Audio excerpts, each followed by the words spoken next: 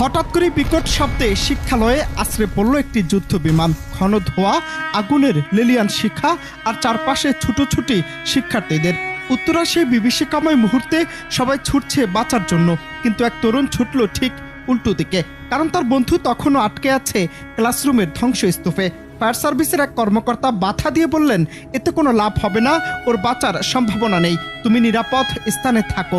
ছেলেটি থামল না, চোখে জল, বুক ভরা সাহস নিয়ে সে ফিরে গেল সেই মৃত্যুকূপে।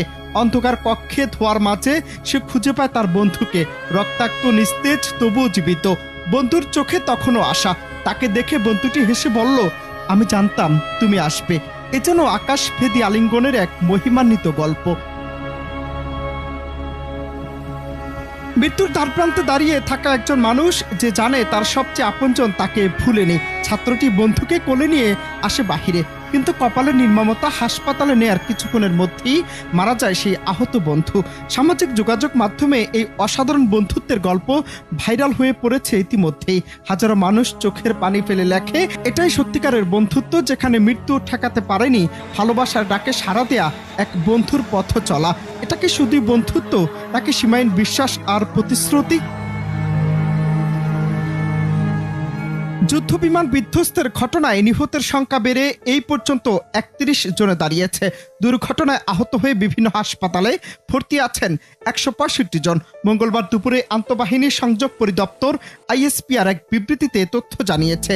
আইএসপিআর এর বিজ্ঞপ্তিতে বিভিন্ন হাসপাতালে নিহত এবং আহতদের সংখ্যা তুলে ধরা হয়েছে। এর আগে সকালে প্রধান উপদেষ্টা স্বাস্থ্য বিষয়ক বিশেষ সহকারী অধ্যাপক ডাক্তার মোহাম্মদ সাইদুর রহমান যুদ্ধ বিমান বিধ্বস্তের ঘটনায় ২৭ জন নিহত হওয়ার তথ্য জানান। এর মধ্যে ২৫ জনই শিশু বলে জানান তিনি। এদিকে শিক্ষার্থীদের ৬ দফা দাবি সরকার মেনে নিয়েছে বলে জানিয়েছেন আইন উপদেষ্টা আসিফ নজরুল। মঙ্গলবার দুপুর ১:১ নাগাদ কলেজের ৫ নম্বর ভবনের সামনে এ তথ্য জানান উপদেষ্টা। শিক্ষার্থীদের ৬ দফা দাবির মধ্যে রয়েছে নিহতের নাম ঠিকানা প্রকাশ, আহতদের নির্ভুল তালিকা, শিক্ষকদের সঙ্গে অসৎ আচরণের জন্য নিঃশর্ত ক্ষমা, ক্ষতিপূরণ প্রদান, ঝুঁকিপূর্ণ প্লেন বাতিল, প্রশিক্ষণ পদ্ধতি সংস্কার। এর আগে সকাল ১০টা থেকে মাইলস্টোন স্কুল অ্যান্ড কলেজের সামনে গোল চত্বরে জমায়েত হতে শুরু করেন শত শত শিক্ষার্থী। তারা বিমান বিধ্বস্ত হয়ে প্রাণহানির ঘটনায় ৬ দফা দাবি জানিয়ে বিক্ষোভ শুরু করেন। অনন্ত হাসান মাসুদ, বাংলা টিভি, ঢাকা।